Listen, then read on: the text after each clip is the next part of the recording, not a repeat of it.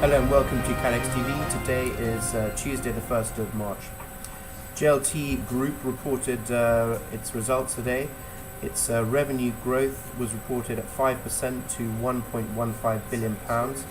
It also achieved organic revenue growth of 2% and strong organic revenue growth in its risk and insurance business. Its underlying profit before tax was at £170 million, down 7%. Reflecting the investments it's made into the US platform. Also in the markets today, shares in London-listed short-tail specialist Lancashire fell by up to 9% this morning in wake of a raft of senior departures from its Lloyd's carrier Cathedral.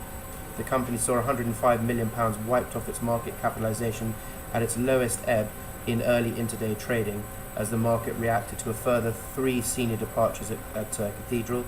Those departures are senior underwriters Mark Wilson, Simon King and Nicholas Destro, who resigned yesterday following the lead of the active underwriter John Hamlin, who departed last week.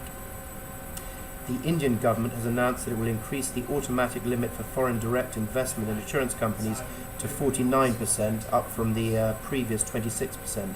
The move will ease trading conditions for foreign insurers in the country and ensures that they will not require the FIPB to approve increases in stakes.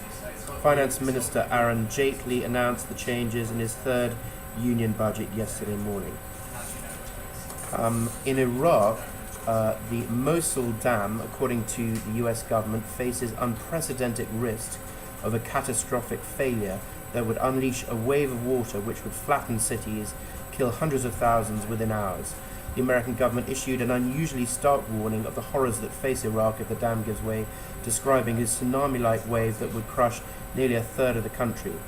Iraq's power grid could be entirely knocked out and parts of major cities would be underwater for weeks, like New Orleans after Hurricane Katrina. The Iraqi government would be unable to direct an evacuation because Islamic State of Iraq and the Levant still controls much of the territory near the dam, and so people need to prepare to evacuate on their own.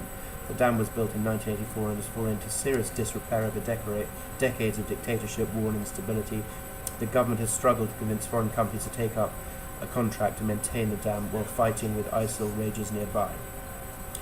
In Oman, a crash involving a bus, a truck and a car has killed at least 18 people and injured 14 others in the Gulf Arab country. Police said the collision this morning occurred on a road between the northern cities of Fayoum and Ibri.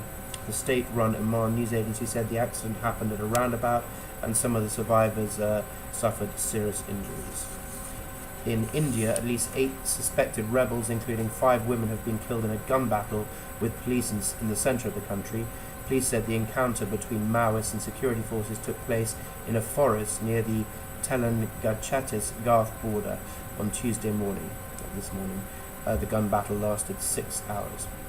And finally, Peru has declared an emergency 3 weeks after a major oil pipeline burst affecting 2 rivers in the country's northwest.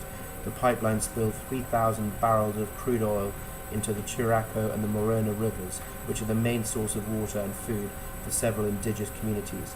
The government has told these communities not to eat fish from polluted waters. That's all from us. We'll be back with you at the same time tomorrow. Until then, thank you and goodbye.